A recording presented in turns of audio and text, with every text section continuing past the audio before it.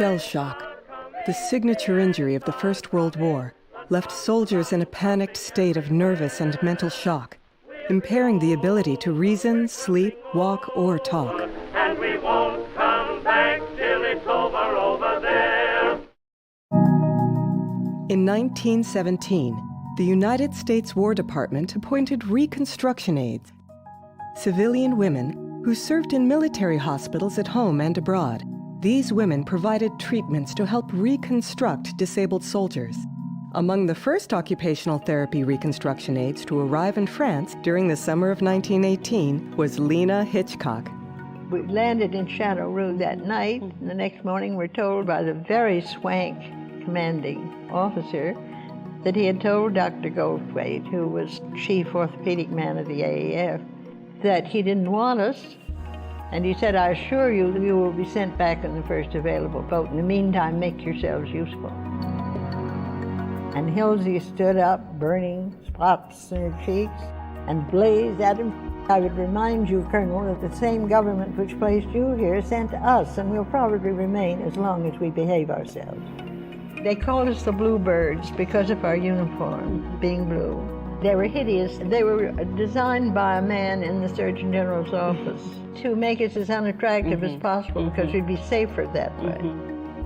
With backgrounds as teachers, secretaries, and artists, the occupational therapy reconstruction aides worked alongside nurses teaching handicrafts, as well as vocational skills, to distract the injured, increase physical activity, and improve morale. I took tools into my ward every day, and after I told them to make their beds or help them make their beds, I would do something that was fairly showy. And they'd gather around me. From that day on, everybody, I had 90 men working. It was thrilling.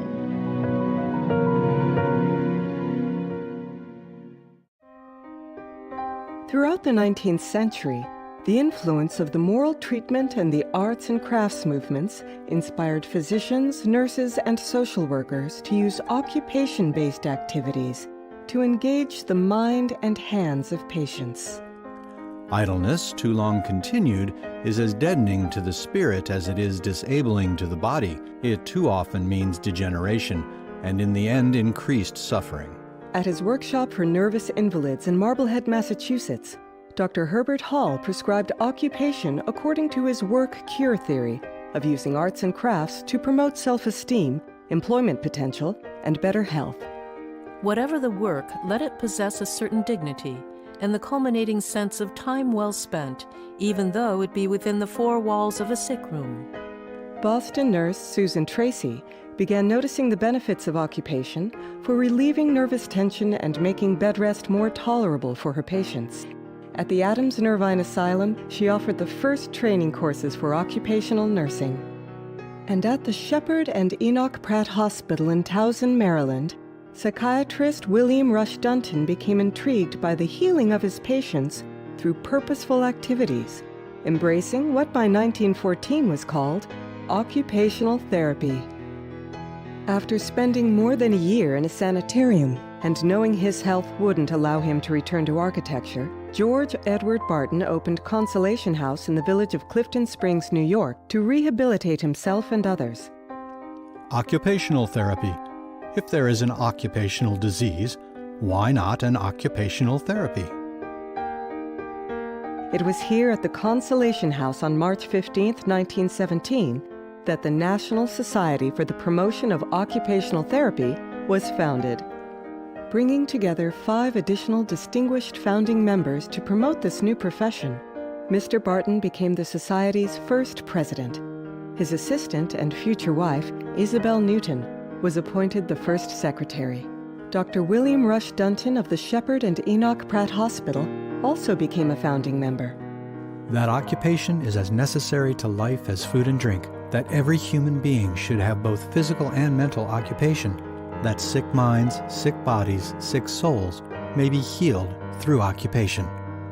Designer and arts and crafts teacher Susan Cox Johnson was known for her work at Blackwell's Island Hospital in Manhattan and as director of the Occupations Committee for the New York State Department of Public Charities. She went on to teach occupational therapy at Columbia University, advocating for using crafts to redirect thought, strengthen bodies, and regain confidence. As the vocational secretary of the Canadian Military Hospitals Commission, Thomas B. Kidner developed a program to engage bedridden soldiers recovering from wartime injuries and tuberculosis in occupations, with the eventual goal of returning to productive work. His work gained the attention of Eleanor Clark Slagle, another of the founding members. Eleanor Clark Slagle was an important figure in the professional development of OT. She worked with the famous Hull House reformers, directed the Occupational Therapy Department at the Phipps Psychiatric Clinic at Johns Hopkins Hospital, and from 1915 to 1920, she organized and directed the Henry B. Favell School of Occupations, the first professional school for occupational therapists. She was handsome. She always dressed beautifully, and yet she had a lot of charm, and she had a lot of humor, and she could hold her own with anybody. A natural-born leader, not only was Ms. Slagle the Society's first vice president, she eventually served in its every post and for a longer time than anyone else. OT was just her goal and her belief, and she could make other people see it. A 1918 government bulletin stated that occupational therapy is the science of healing by occupation. This was the beginning of our tradition. In that year, occupational therapy schools opened in Milwaukee, Boston, Philadelphia, and St. Louis, a first step to moving its women from handicraft ladies to college-educated therapists. Dr. Adolph Meyer, a psychiatrist-in-chief at Johns Hopkins Hospital, who knew Slagle from her time there, incorporated community-based activities and services to develop people's everyday living skills. Our role consists in giving opportunities rather than prescriptions. There must be opportunities to do and to plan and create, and to learn to use material. Not a question of specific prescriptions, but of opportunities. After the Great War ended in 1918, the sweeping popularity of the Reconstruction aids secured a permanent spot for rehabilitation workers within American medicine. Reconstruction aide Ora Ruggles arrived at Fort McPherson in Atlanta, Georgia, where some 5,000 war amputees were hospitalized. A captain growled at Ora, "How in God's name can you help wrecks like these?" Ora replied, "By finding and teaching them occupations that will take their minds off their misfortunes, to make them aware of life again, and get them to respond to it. It is not enough to give a patient something to do with his hands. You must reach for the heart as well as the hands. It's the heart that really does the healing." The Roaring Twenties, the Jazz Age, an era energized with economic prosperity, modern technology, and political equality for women. The prosperous 20s led to a burst of milestones for the new organization. In 1920, the organization had 190 members and held its annual conference in historic Philadelphia, a city it would return to over the years, right up to today. In 1922, Eleanor Clark Slagle moved the organization into its first official headquarters in a Manhattan office building. For the next 50 years, the headquarters moved in and out of various New York City offices, including a stint in the landmark Flatiron Building. That same year, 1922, the organization published its first professional journal, The Archives of Occupational Therapy. Edited by Dr. Dunton, the new journal organized the profession's growing body of literature in one publication.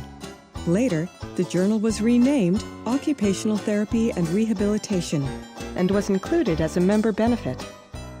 In 1923, the National Society for the Promotion of Occupational Therapy finalized its new name, the American Occupational Therapy Association, Incorporated, AOTA, and Eleanor Clark Slagle was named its first executive director.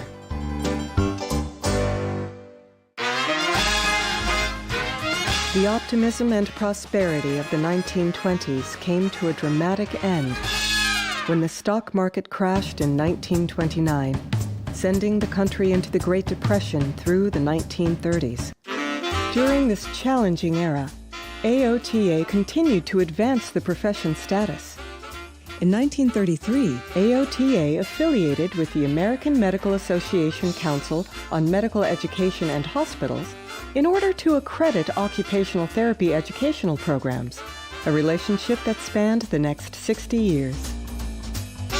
It was in 1935 that AOTA and the American Medical Association adopted the Essentials of an Acceptable School of Occupational Therapy, which have continuously evolved into the educational standards of today.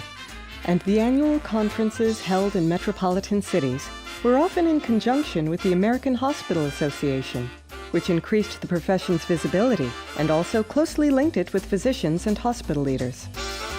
At the AOTA conference in 1937 in Atlantic City, a special celebration dinner was held in honor of Eleanor Clark Slagle, who retired from professional life, passing the torch to the second generation of occupational therapists after more than 2 decades of serving the association.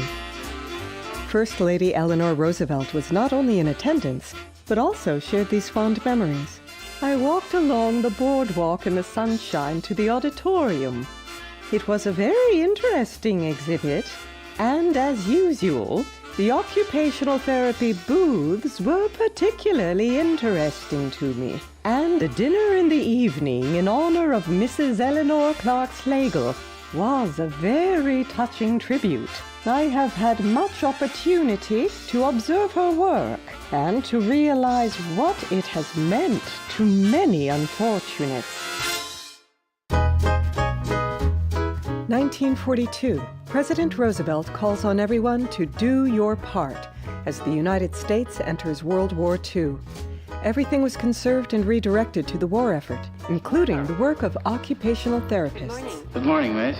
Now, here in occupational therapy, we'll give you various jobs to do, all requiring particular motions of your hand and help you regain the use of your hand. The next milestone is in conjunction with World War II, when the tremendous expansion of military hospitals to serve the war wounded opened up occupational therapy programs for a broad range of orthopedically disabling conditions. And we also practiced considerably in psychiatry during the World War II years. As the demand for Army OTs increased during World War II, so too did the need for quickly training them. Thus, the 12-month-long war emergency courses were introduced at schools throughout the nation. They needed considerable numbers of occupational therapists, and we went to school with a very heavy load for 4 months, and we were all college graduates. Led by Winifred "Winnie" Kamen, chief of the Surgeon General's Occupational Therapy Branch, the Army agreed to raise occupational therapy to a professional classification, an important step toward wider recognition and respect. In 1944, the Women's Army Corps implemented the Occupational Therapy Assistance Training Course. OTAs were assigned to select Army hospitals where they assumed much of the responsibility for recreation and leisure-based programs. By the end of the war in 1945, 899 OTs and apprentices and 278 OT assistants were working in 76 Army hospitals across the country. In the peacetime of 1947, Winnie Kamen became the first occupational therapist elected AOTA president. Under her leadership, AOTA launched the American Journal of Occupational Therapy. Charlotte Bone was the first editor. I wanted to reach the practicing OT. I wanted to have the journal be something that would convey intent and purposes of AOTA to the membership. But I wanted it to convey the ideas back and forth on the therapy level. In that same year, 1947, Helen Willard and Claire Spackman, instructors at the Philadelphia School, released their new textbook, Principles of Occupational Therapy. Now in its 12th edition, it is a foundational resource for students and clinicians. I got so used to writing papers that I decided we should have a book on OT, and I started to write a book on the treatment of physical disabilities. When out of the clear blue sky, J.B. Lippincott, Mr. Lippincott himself, invited us to the Union League for lunch and served us the best lunch possible and proposed that we edit a book on OT, but he wanted representatives of all the schools and geographical distribution and the covering of the whole field. When asked to summarize the World War II generation of OT leaders, Alice Jansen had this to say. Women with minds of their own. And they would brook no nonsense. You knew what was expected of you, and if you wanted to take them on and challenge them, you had to really have all your arguments in good order. The 1950s and 60s were a time of economic expansion, new technologies, and widespread social reforms. Families settled into the suburbs and turned on their TVs.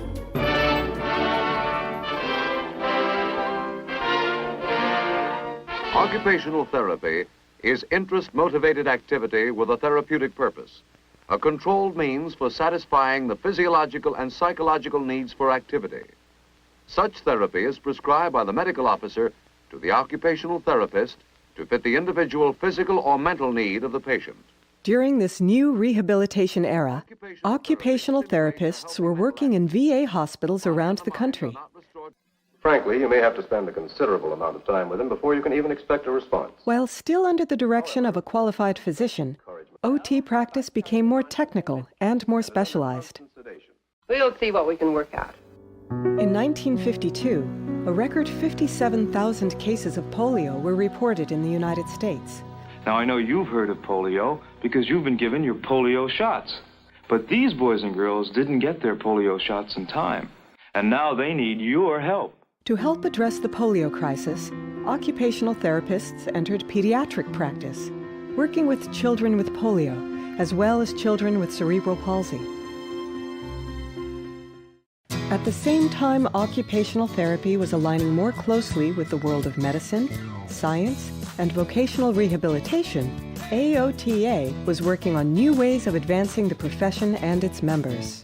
Eva Otto Munzesheimer received AOTA's first Award of Merit in 1950 for her distinguished service to the association, an award still given today to members who have made an outstanding contribution to the profession.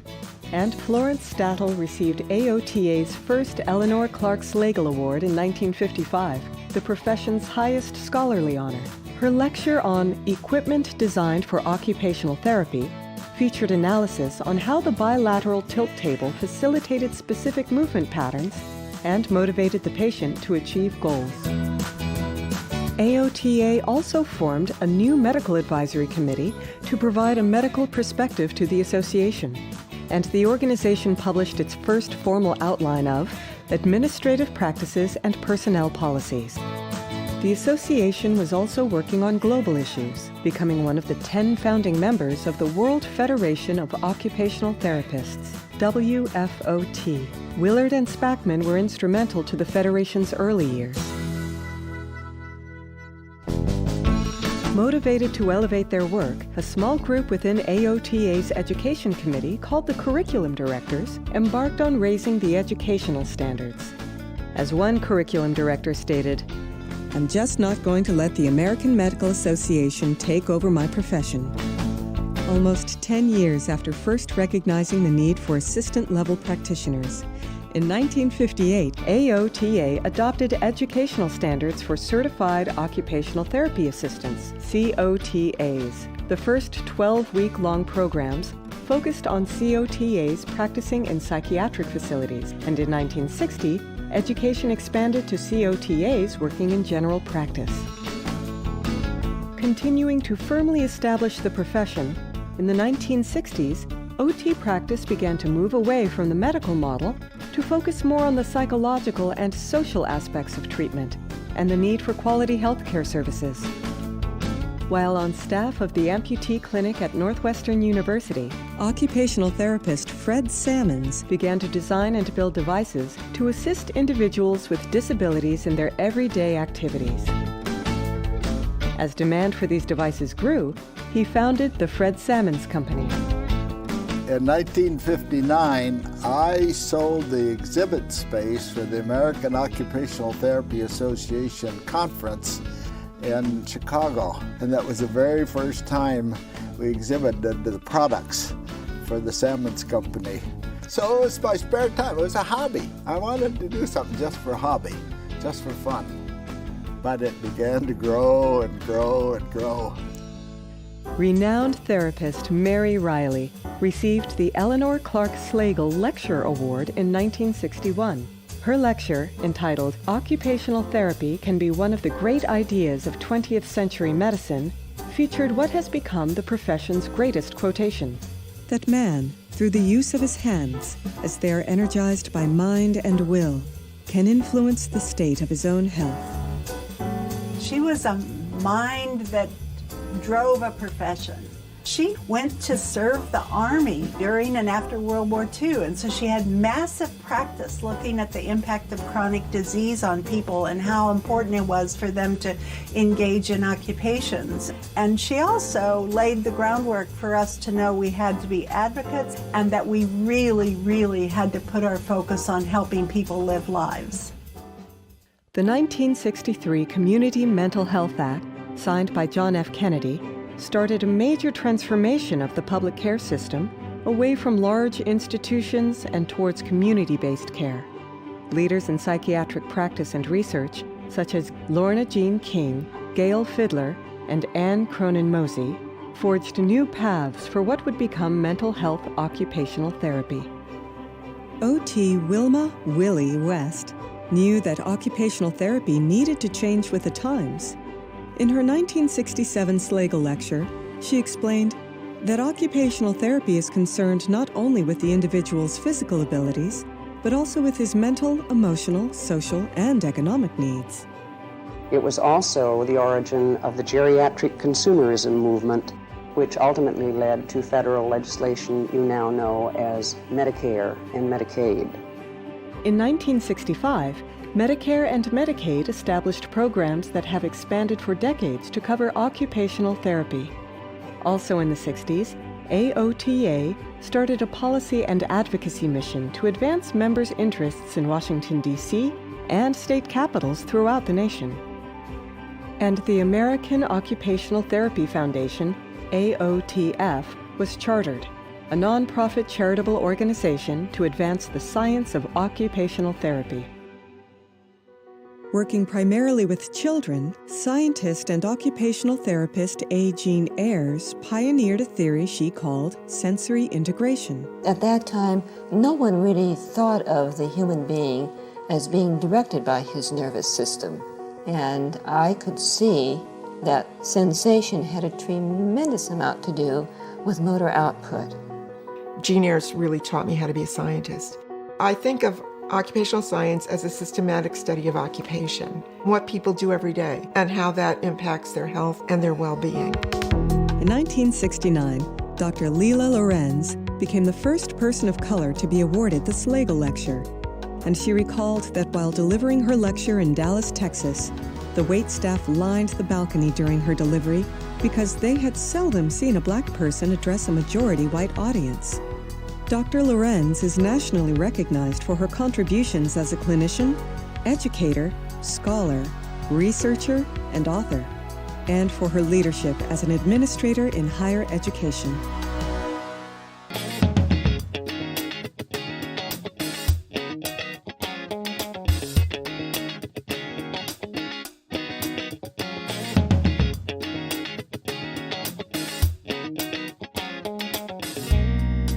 In hospitals, in private practice, in community health centers, occupational therapists are using a wide variety of professional skills, meeting a person at his level of functioning and helping him reach the highest level possible for him. Can you hold the pencil down a little lower? During the 1970s through the 1990s, occupational therapy embraced its more holistic roots, moving from beyond the hospital and out into the community. By focusing on clients' quality of life and optimal function, new practice areas emerged: prevention and wellness, ergonomic and work programs, assistive technology, and meeting the needs of an aging population.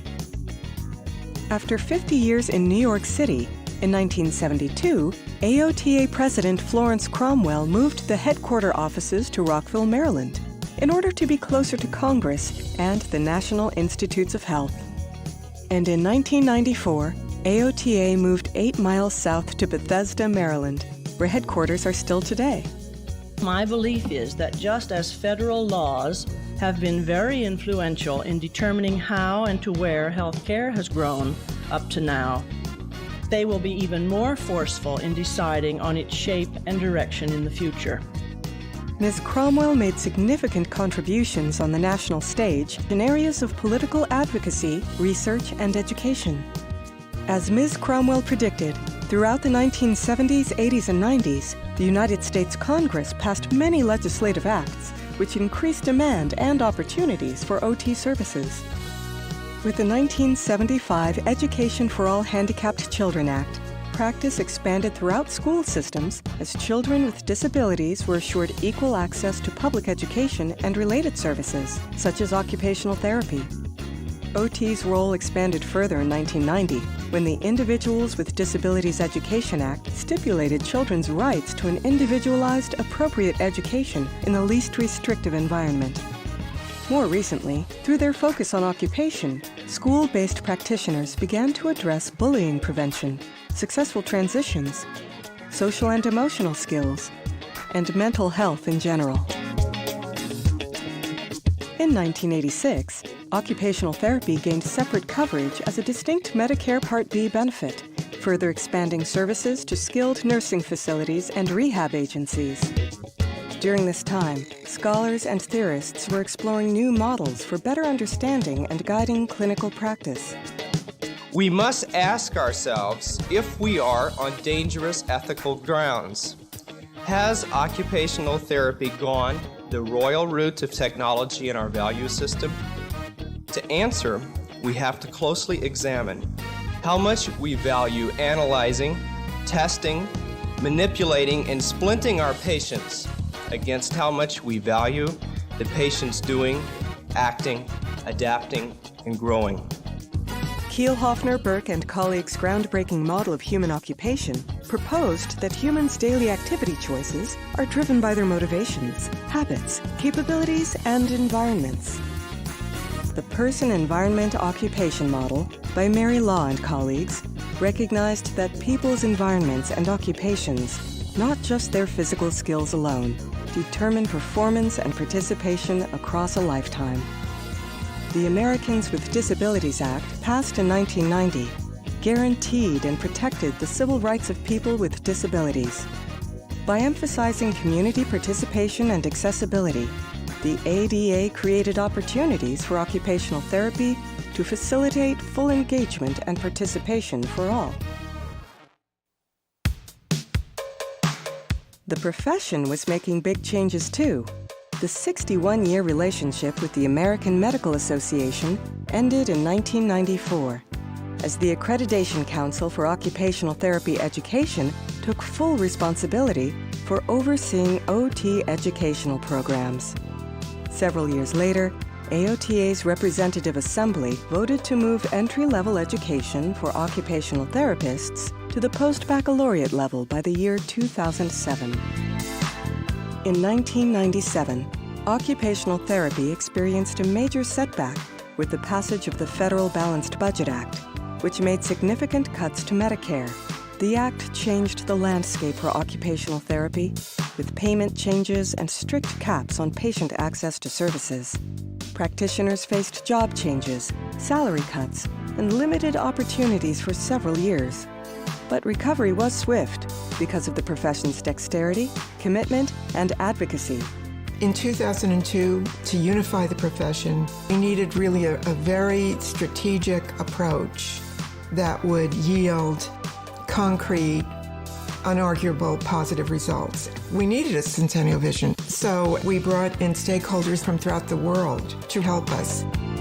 With an aging American population needing specialized services, more children with disabilities being diagnosed earlier, and chronic diseases continuing to rise, occupational therapy was quickly back in demand, stronger than ever.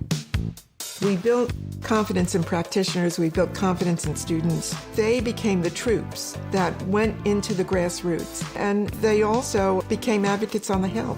There were really radiating effects of the vision throughout the healthcare environment.